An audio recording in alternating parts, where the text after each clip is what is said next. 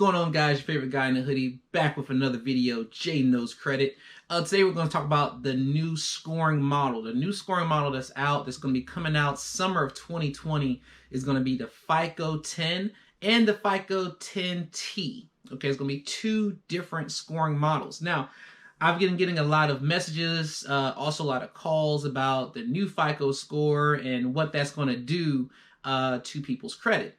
One thing I do want to assure everyone is that no matter what the FICO scoring model is or what the scoring model is, period, the fundamentals are not going to change, okay? Number one fundamental, as far as your credit history, the negatives, any late payments, anything that you have that is a collection, a charge off, whether you owe a zero balance or you owe a big balance, that's still going to affect your score negatively. Now, it could impact your score even more negatively with the new changes, but I'm going to tell you what things are going to be the most biggest effects on the new scoring model, in particular the FICO 10 and 10T, all right?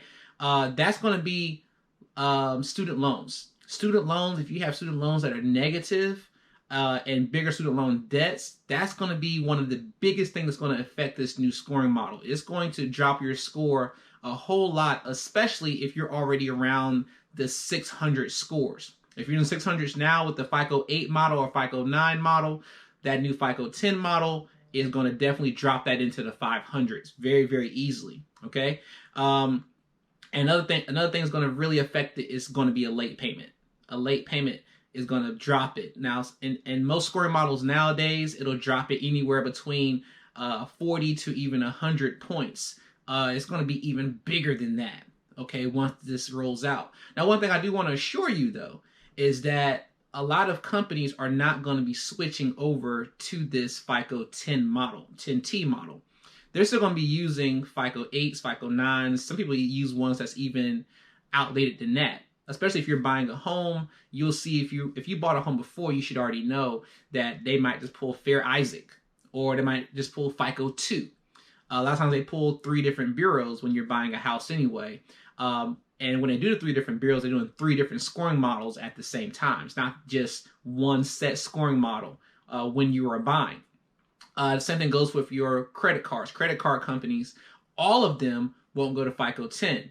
Some will stick with FICO 8 and 9. Some have their own outdated ones as well. So don't get so caught up into the new scoring models themselves. The basics still are going to give you the highest scores, okay? The basics of making sure you don't have those negative collections, repossessions, late payments, things like that. Just keeping things current is always going to be the best way to have 700s, 800s, no matter what the scoring model is, just sticking with those basics. Another thing, as far as people don't really understand about their credit, is that utilization. Utilization is going to be the biggest thing. Do not go by what Credit Karma says, just by the 30%. That's what's considered good. If you want excellent credit, keep your utilization under 10% when it reports.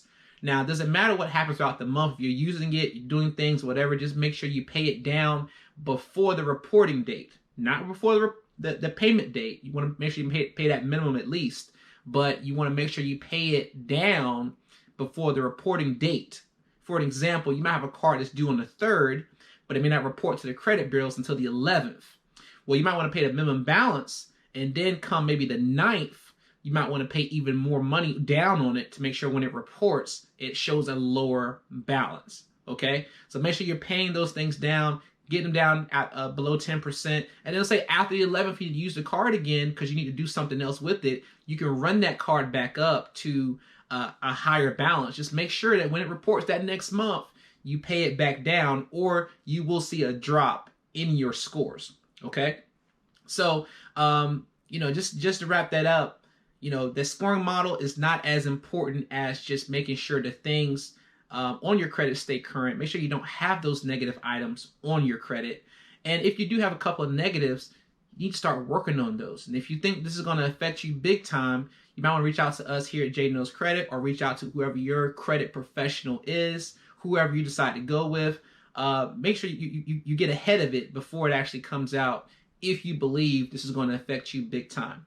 But that's all I got for you guys today. Thank you for watching. Hopefully you subscribe to my channel already. And if not, please do hit notification bell to get all our latest updates. And I'll see you guys next time. Okay, don't forget, credit's queen. Jay signing out.